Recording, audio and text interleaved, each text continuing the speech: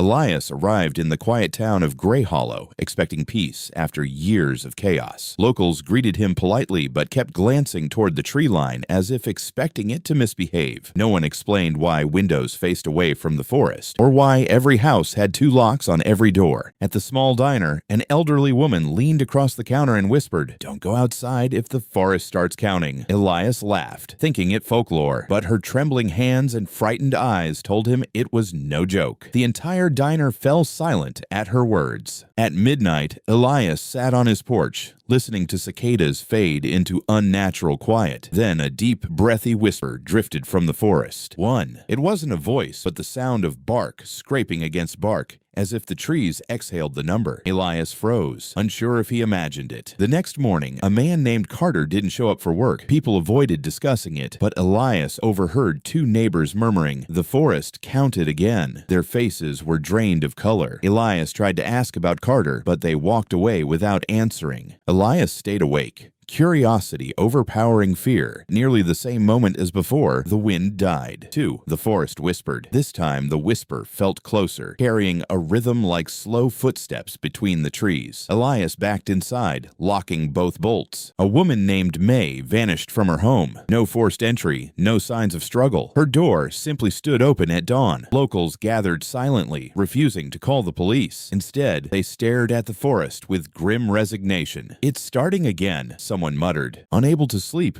Elias watched from his window. 3. The sound vibrated through the soil, rattling the glass. A dark shape shifted between trees, tall and wrong in its movements. Elias dropped behind the couch, heart pounding, realizing it wasn't the forest counting, it was something inside it. The residents gathered in the old hall. Elias attended, expecting explanations. Instead, they spoke in terrified tones about cycles and intervals and the walker between the pines. When Elias demanded clarity, the room turned to him. "Leave," they said, "before the forest reaches 10. Elias tried to pack and flee, but the moment he stepped outside, the forest whispered again. 4. Lights flickered in nearby houses. A thin, elongated silhouette stepped to the edge of the tree line, pausing as if listening for Elias's breath. Storms rolled in, blocking the only road out of town. Fallen branches littered the path, some impossibly arranged like deliberate barriers. Elias felt watched constantly. Even inside his home, the scent of pine needles filled the air. His phone buzzed with static that formed faint numbers.